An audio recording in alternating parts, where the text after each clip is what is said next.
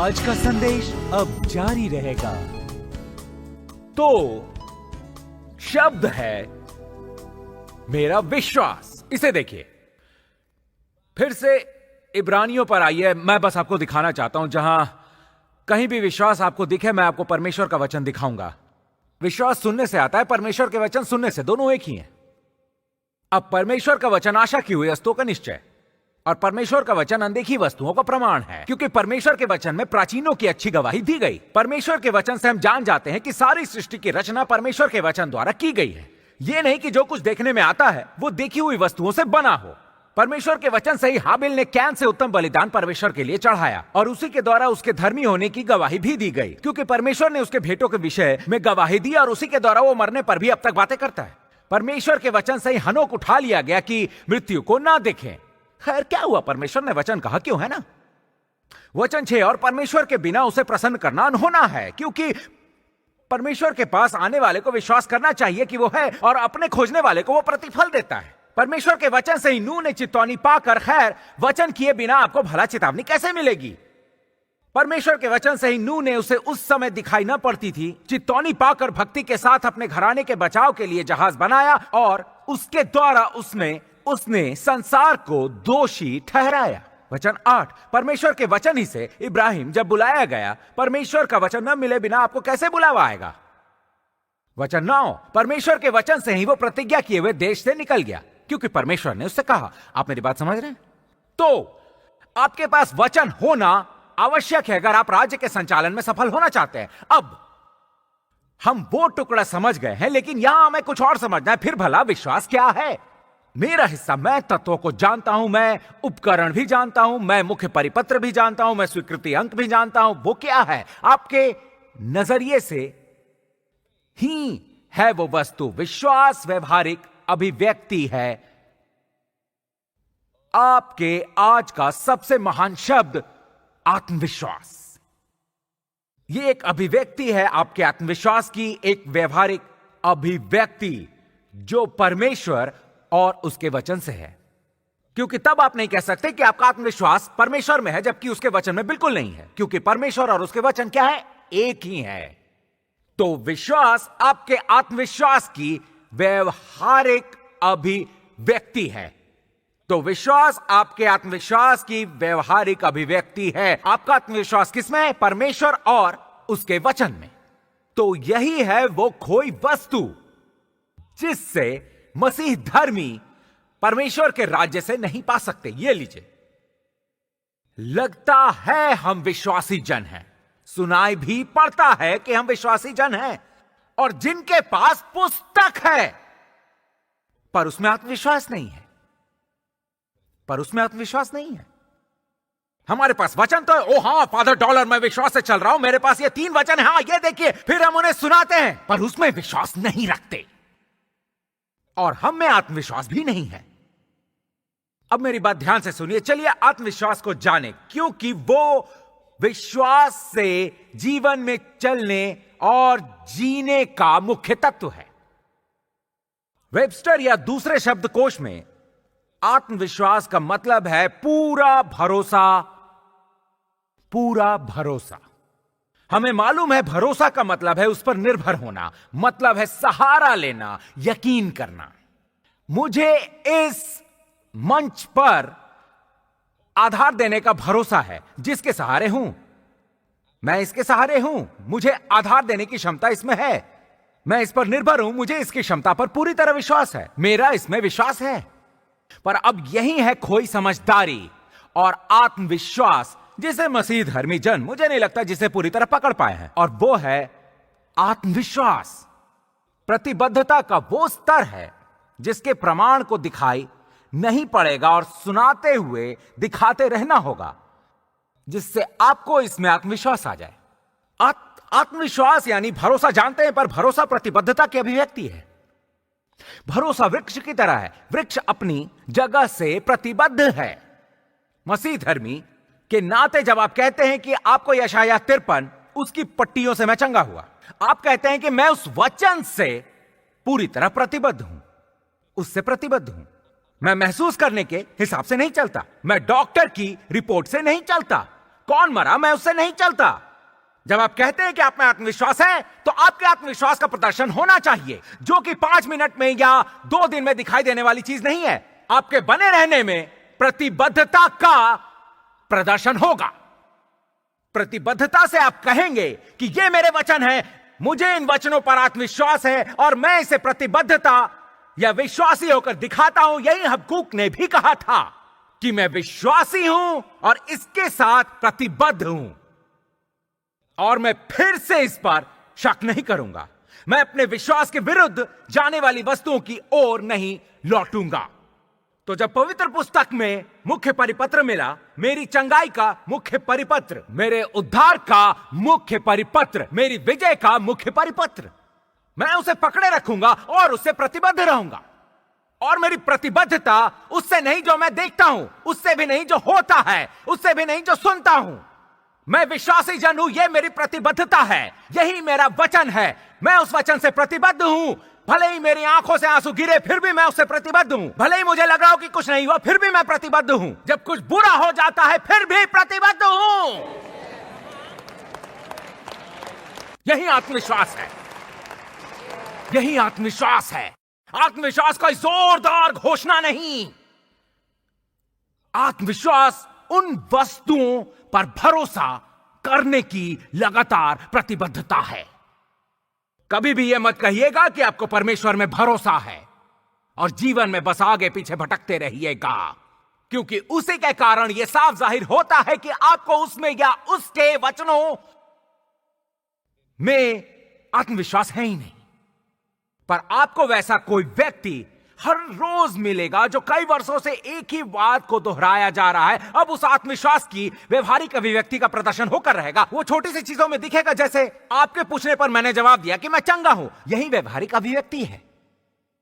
आप कुछ पूछ रहे हैं और मैंने कुछ जवाब दिया। मैं प्रतिबद्ध हूं, इसके लिए मैंने एक व्यवहारिक अभिव्यक्ति दी और मुझे आत्मविश्वास है कि मैं नहीं हटने वाला। आपने आत्मविश्वास की व्यवहारिक अभिव्यक्ति दी। आप अंदर आए, आपने कुर्सी को देखा, आपने कुर्सी को देखा भी नहीं, आप अंदर आते ही उस पर बैठ गए। क्यों? आपने सहारा देने की कुर्सी की क्षमता पर विश्वास जताया और बैठ गए। ध्यान से सुनिए देवियों सज्जनों, आपको कुर्सी की क्षमता पर विश्वास था। क्यों? क्योंकि उस कुर्सी ने विश्वास दिलाया कि उसमें क्षमता है आपको सहारा देने का।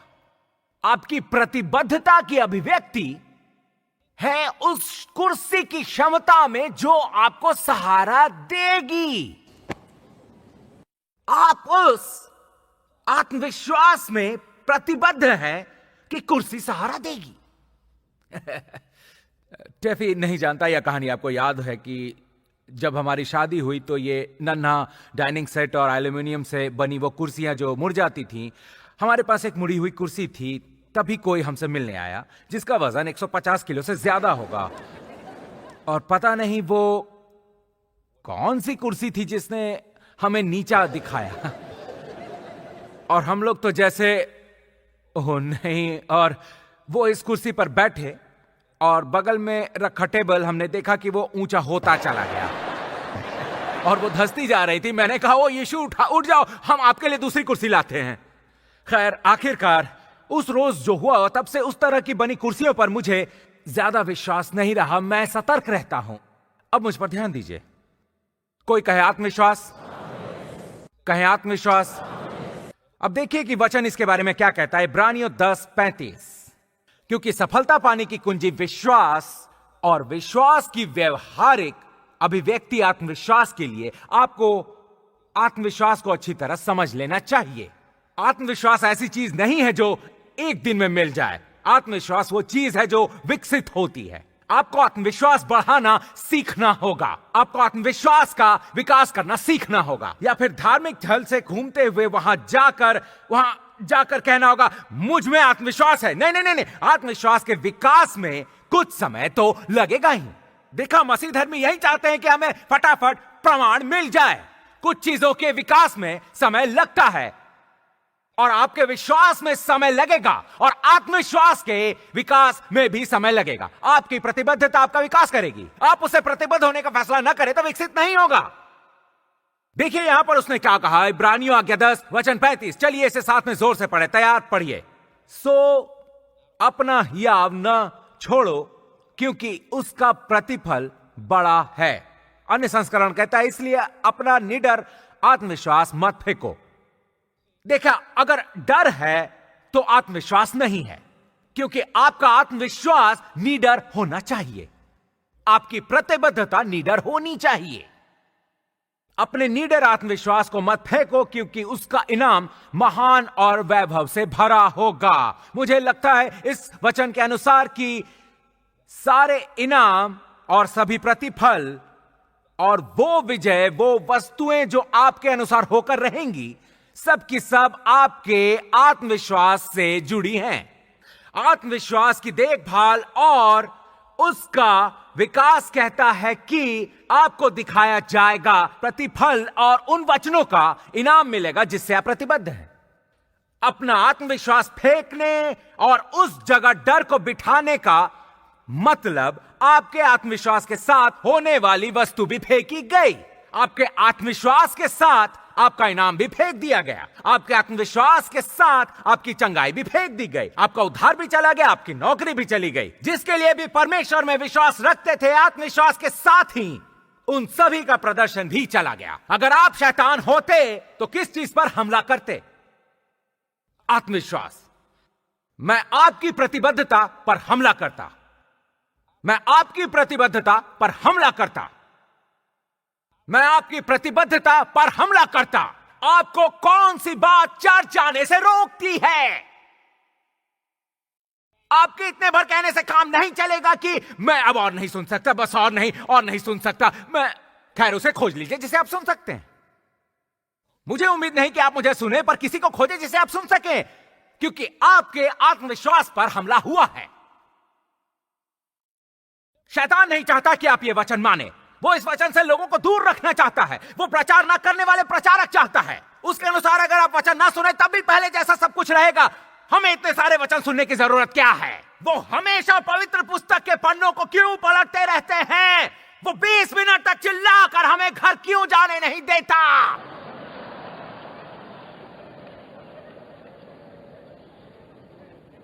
मेरी दादी मां कहती थी, पवित्र पुस्तक में सिर खपाया तो तुम्हें जरूर कुछ हो जाएगा। अब सही समझी दादी मां, वो नया करेगा, वो नया करेगा।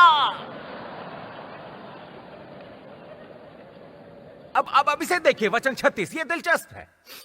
उसने कहा अपने आत्मविश्वास को नहीं फेंकने के लिए जिसमें आपका इनाम है। आपको थोड़े धीरज की जरूरत है। परमेश्वर की इच्छा को पूरी करके तुम उसकी प्रतिज्ञा का फल पाओगे। अच्छा, अब धीरज क्या है? धीरज का मतलब सबके बस की बात नहीं। धीरज का अर्थ किसी को झेलना नहीं। ओ, मैं ट्रैफिक में हूं, शायद अब थोड़ा धीरज आ जाए। आप कह रहे हैं कि मैं इसे झेल लूंगा। पवित्र पुस्तक वाला धीरज ये नहीं है। धीरज एक जैसा रहना, एक जैसा लगातार। धीरज कभी नहीं बदलता। दूसरे शब्दों में इसे समझ लीजिए, अगर आपको एक वचन मिले, आपके शरीर में कुछ होने से पहले, मतलब शरीर को कुछ होने से पहले चंगाई की घोषणा करता हूं। मैं कुछ होने का इंतजार करके चंगाई की घोषणा नहीं करता। अभी चंगाई की घोषणा करता हूं, मैं चंगा हूं। ठीक है, दरअसल यह है धीरज। मैं शुरू करूंगा, मैं चंगा हूं। फिर मैं यहां आता हूं और मेरे शरीर पर हमला होता है। धीरज के अनुसार वो नहीं बदलने वाला। मैं हमले से पहले चंगा था, हमले के समय चंगा था, और हमले के बीच में भी चंगा हूं। देख रहे हैं, मैं पहले जैसा ही हूं। हमले से पहले भी वही कह रहा हूं, मैं चंगा हूं, मैं चंगा हूं। हमला हुआ, मैं चंगा हूं। वो कहता है आपके पास 3 महीने भी नहीं है, मैं चंगा हूं। अब पूरी तरह से चंगा हूं, मैं चंगा हूं। देखा, उसने कहा कि अगर आप अपना आत्मविश्वास बनाए रखें, वचनों के प्रति विवेकपूर्ण व्यवहार बनाए रखना आपका काम है। अब यह है दुश्मन की योजना। वो आपको वचनों पर चढ़ा देता है, फिर वो वचन से हटाने के लिए कुछ प्राकृतिक समस्या लाता है। योजना ऐसी है कि मेरे शरीर पर हमला होने से पहले अगर मैं चंगा हूं, तब तो मैं उसका आत्मविश्वास गिरा सकता हूं। बीमारी, ओ मुझे तो लगा कि चंगा हूं, क्योंकि आप महसूस करने को वचन की जगह पर रख रहे हैं। और विश्वास से चलने वाले मसीह धर्मी की तरह जो देखे उससे विचलित ना हो, जो महसूस करे उससे विचलित ना हो, और डॉक्टर की रिपोर्ट से विचलित ना हो। पवित्र पुस्तक के अनुसार आप चंगे हैं। आप चंगे नहीं, यह आपके महसूस करने पर आधारित नहीं है। आप चंगे हैं क्योंकि पवित्र पुस्तक कहती है। आपका अनुभव या डॉक्टर का निदान वचन को निर्धारित नहीं करता। वचन निर्धारित करेगा कि हमले के बाद आपको क्या होगा।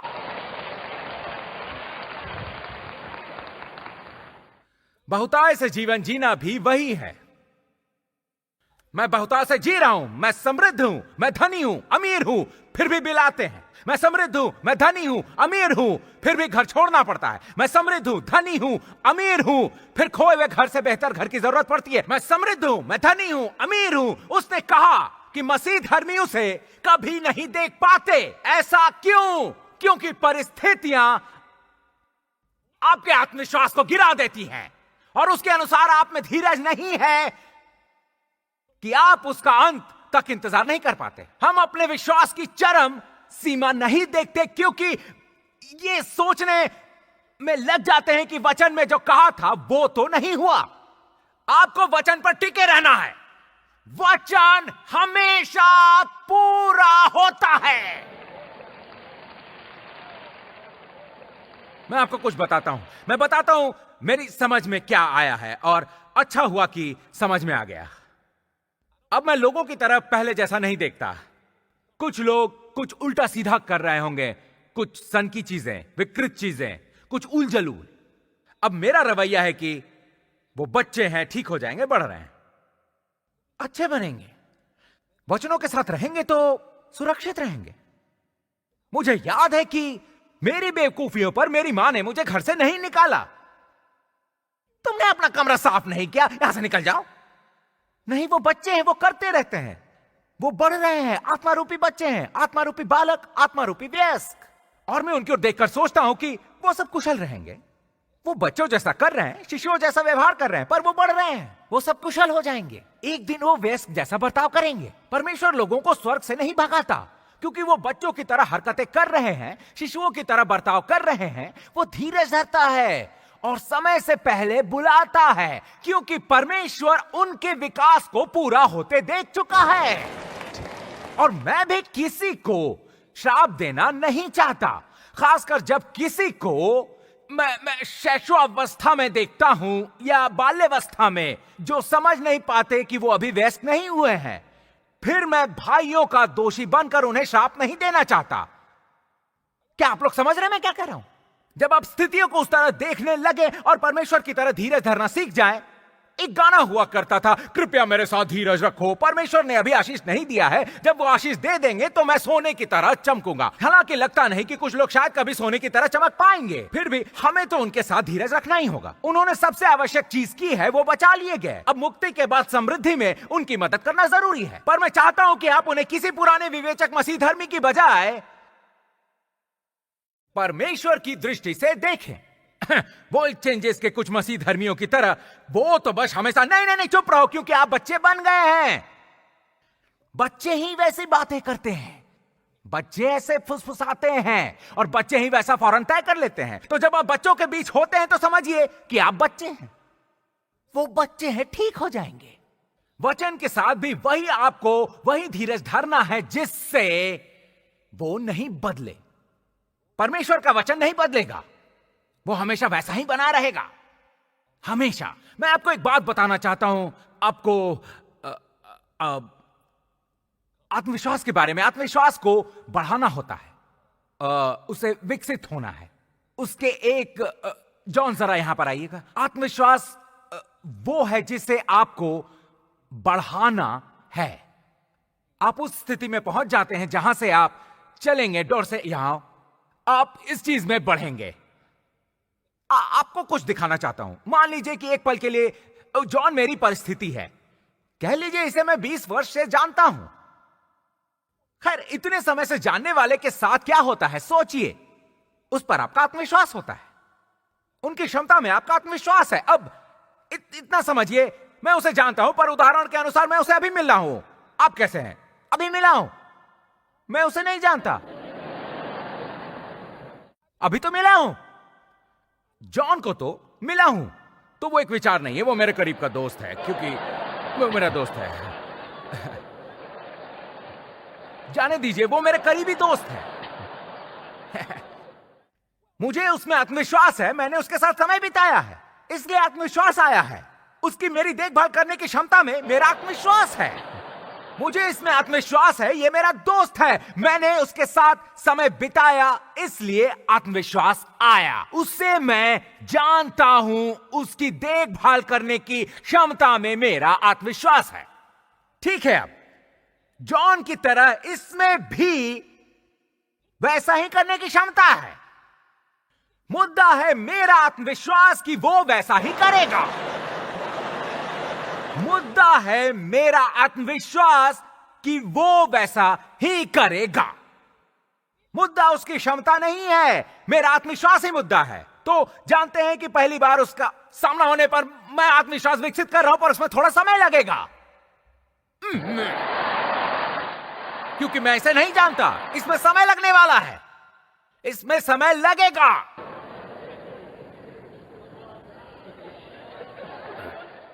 ठीक है, समय लगता है, मेरा आत्मविश्वास बढ़ रहा है। ठीक है, अब मैं वैसा ही इसके साथ बार बार वैसा ही करता रहूं, तब क्या होगा?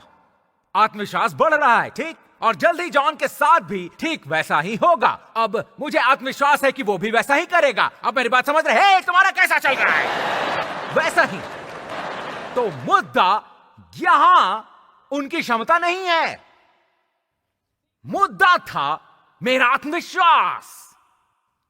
शायद हम उसे चंगाई वचन कह लें या समृद्धि के वचन कह लें, पर मैं चंगाई वचन के साथ ज्यादा समय बिताऊं तो उस पर मेरा आत्मविश्वास और बढ़ेगा। अगर मैं समृद्धि वचन के साथ समय नहीं बिताऊं तो समृद्धि में मेरा आत्मविश्वास नहीं होगा, पर अगर समृद्धि के साथ मैं अपना समय बिताऊं फिर समृद्धि में मेरा आत्मविश्वास जगेगा और फिर आत्मविश्वास आएगा। धन्यवाद दोस्तों। उसका विकास करना होगा, उसका विकास करना होगा, उसको उगाना होगा, उसे विकसित करना होगा। और जब आपके विश्वास में आत्मविश्वास की कसर हो तो लगेगा जैसे आप में शक्ति नहीं। और शक्ति न होने पर क्या होता है? बताइए, शक्ति न होने पर क्या होता है? आप उत्साह में होंगे, आप अपनी तकनीक को आजमाएंगे, पर उसमें कोई शक्ति नहीं होगी। और शक्ति नहीं होने का कारण होगा कि उसमें कोई आत्मविश्वास ही नहीं है। ऐसा नहीं है कि आप बस घूम घूम कर कहते फिरे वही मसीह धर्मी वचन, उसकी पद्धतियों से मैं चंगा हुआ, हालेलुया, बढ़िया लगा, पर उसमें आपका विश्वास ही नहीं है। हम जीते। आप में सब कुछ यही कहेगा कि आप हारे। और हुआ क्या? हम में परमेश्वर का रूप तो है, पर शक्ति को नकार दिया है। और जानते हैं कि शक्ति क्या है? शक्ति है आत्मविश्वास। हम नकारते हैं क्योंकि परमेश्वर कैसे करेंगे ये समझ नहीं पाते कि परमेश्वर कैसे करेंगे, उसकी अंदरूनी जानकारी की हमें जरूरत नहीं। मुझे बस इतना विश्वास करना है कि वो वैसा करेंगे से लेकर जहां वो मुझे मिलेगा, बस। धर्मी जन विश्वास से जीवित रहेगा। मैंने जो आपको सिखाया उसके आधार पर जीना है। क्या आप वचन पाएंगे? मैं एक उदाहरण देता हूं। कोई कहे कि हमला हुआ या फिर एक हमला। खैर, मैं बता रहा हूं जो मेरे साथ हुआ। कुछ लोगों ने दरवाजा खटखटाया और फिर कहा कि मैं अमुक विभाग से हूं और मेरे पास इनकम टैक्स का आपराधिक कुछ है। क्या? अपराधी? मैंने तो कुछ भी गलत नहीं किया, मैंने पूरा भर दिया है, सब व्यवस्थित है, मैं ठीक हूं। ओके, पहली चाल, पहली चाल, पहली चाल। मैं किसी का इंतजार नहीं कर रहा, कुछ देख नहीं रहा, पहली चाल।